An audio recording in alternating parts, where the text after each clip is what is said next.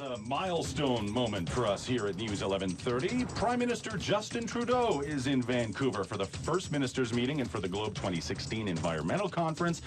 And he stopped by our studio for an exclusive conversation. Good morning, sir. Good morning. And maybe a milestone for you guys, but I've been back so often here over the years that it feels like coming home for me. Oh. Thank you so much. We really appreciate your time. We'll get right to it, Mr. Prime Minister. One of your big promises during the election campaign was infrastructure spending. This included money for transit here in Vancouver. But with your government now facing a deficit in the tens of billions of dollars, oil prices are in the basement, worries over the world economic economy.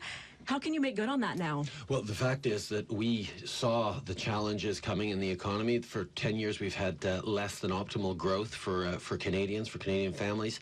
And we made a commitment to actually invest in our communities because that's how you create growth. So the downturn in the economy means it's even more important for us to invest in infrastructure, to lower taxes for the middle class, to give more generous child benefits to the families who need it by not giving them to the families who don't.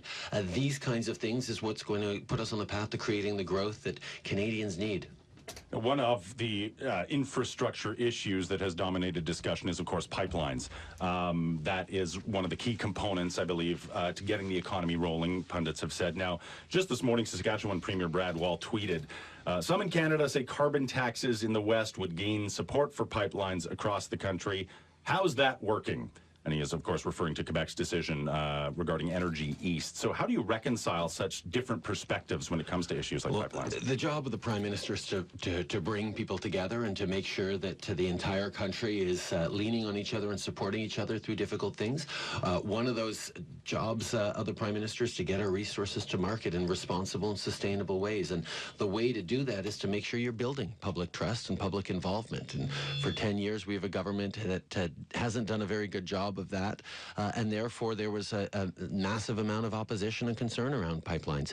We need to create an opportunity to give the public license necessary, and that means working with premiers with very different views right across the country so that we can grow our economy in smart, sustainable ways for the long term.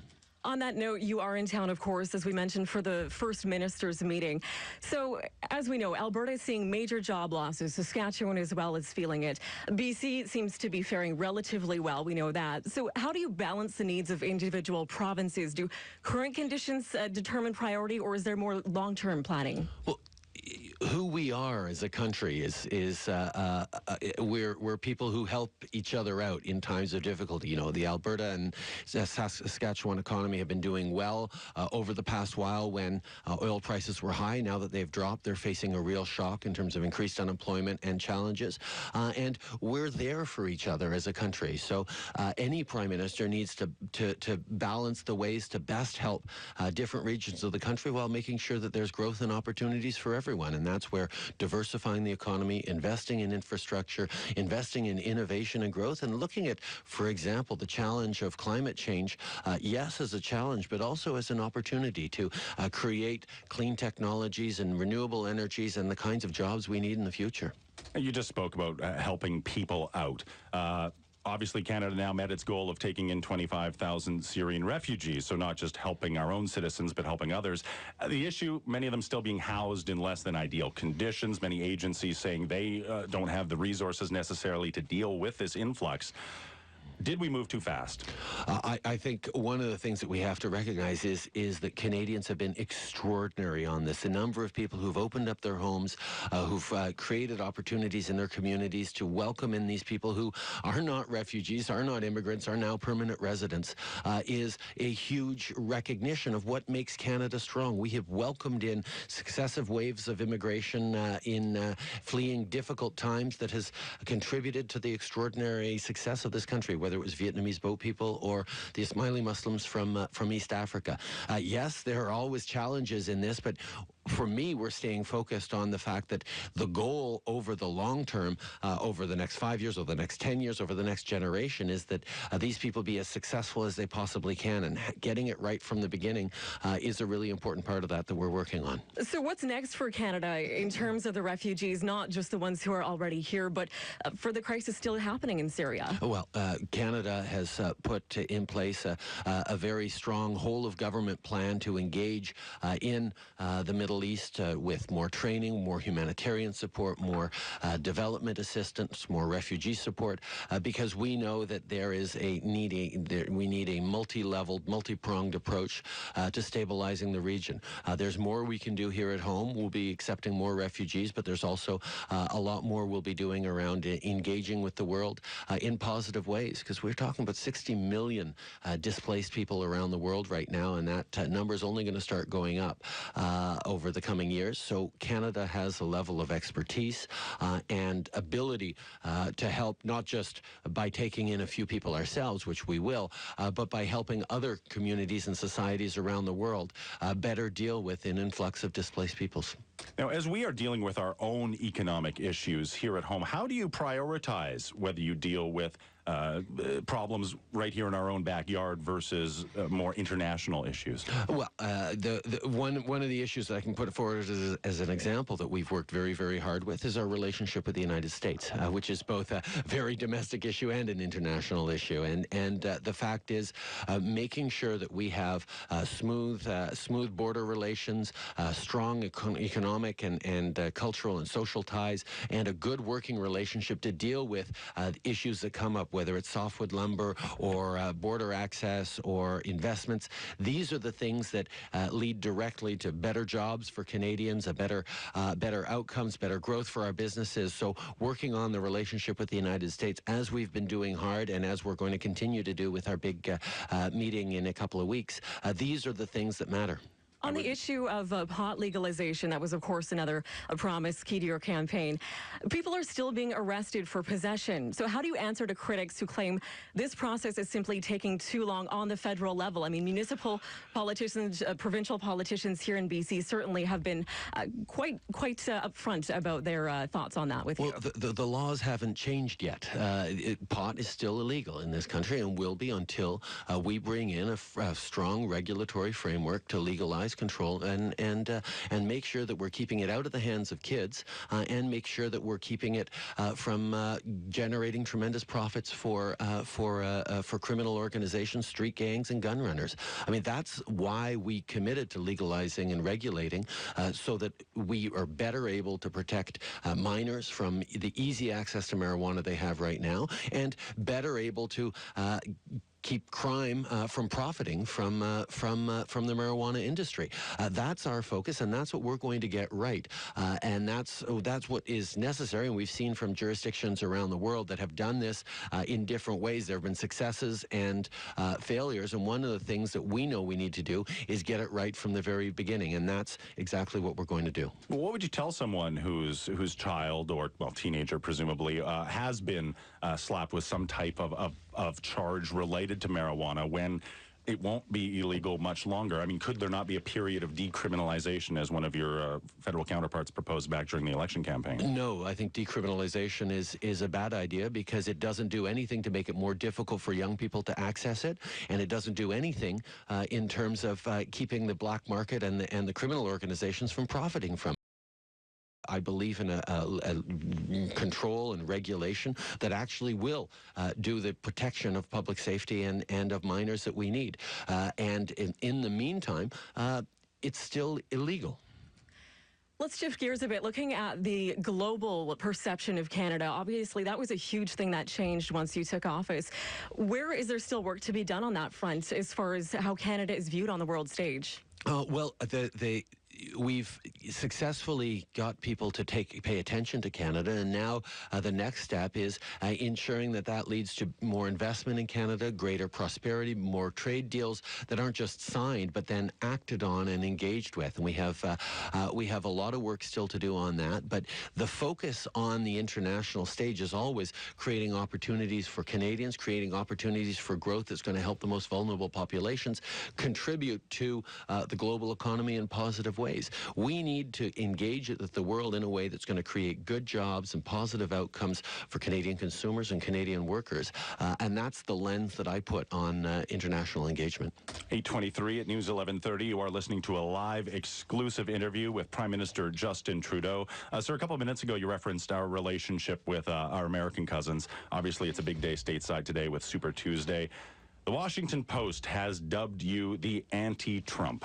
How do you maintain that relationship should things change in terms of the political landscape stateside? Oh, the fact of the matter is I look forward to working with whoever gets elected as president. I think there have been times where the president and prime minister have been perhaps misaligned on an ideological or a political spectrum level where we've been able to work very, very well together. And we have to remember that ideology can't drive our relationship. It has to be pragmatic, focused on the things where we do agree and making sure that we're creating jobs and opportunities for Canadians. So I will work with whoever gets elected. Even if he doesn't want to work with you? I think understanding the way the American economy works and how much it is intertied with the Canadian economy means that any American president has a tremendous number of issues that they have to get right with Canada. And what I've said across my political career is that I'm willing to engage and work constructively on issues that we find of mutual importance and agree to disagree on things we don't agree on. But having a positive working relationship with whoever ends up president is going to be really important, not just for me, but for the Canadian economy. On a bit more of a personal note, you've had a few months to settle into this job. What's been the most challenging part for you on a personal level? Time management. There is so much to do, and being able to do it all while still remaining an active and present dad and husband is the balance I need. But it really it helps to remember that I'm not doing this job in spite of the fact that I have a young family. I'm doing it because I have a young family, because I know that the things that we're going to be able to do for this country, for Canadians, is going to lead to a better future for them and for everyone. As we mentioned, you're here for the First Minister's Conference. What's your primary goal? Is there anything tangible you hope will come out of these meetings? Well, I think it's extremely important that we demonstrate real movement on creating a country in which we see the challenges of climate change as an opportunity for growth, for investment, for shifting the way we work in effective ways to be greener and more environmentally responsible. We have to play our role in the global fight against climate change in meaningful ways. And the way that's done is by proper coordination and collaboration across not just provincial leadership, but with municipal leaders. I mean, cities have taken great lead on climate change actions, and also on national Aboriginal organizations who have a tremendous amount to contribute to the discussion around how we're going to create a stronger and cleaner economy. How do you keep everyone happy when you do have such a diverse group of politicians, all with different priorities? You remember that you're all serving the same Canadians, that people across the country know that you can't make a choice anymore between what's good for the economy and what's good for the environment. People understand we have to do those two together in smart ways if we're going to create the kind of prosperity and the kind of protected land that and healthy environment that we need in the future. And that means remembering beyond the political positioning that various people have. Canadians need collaboration, leadership, and real action, and that's exactly what we're going to give. Your leadership style is quite a contrast to the previous government. So how do you think that has changed relations with the provinces? Well, I think the fact that we now have relations with the provinces is a good thing.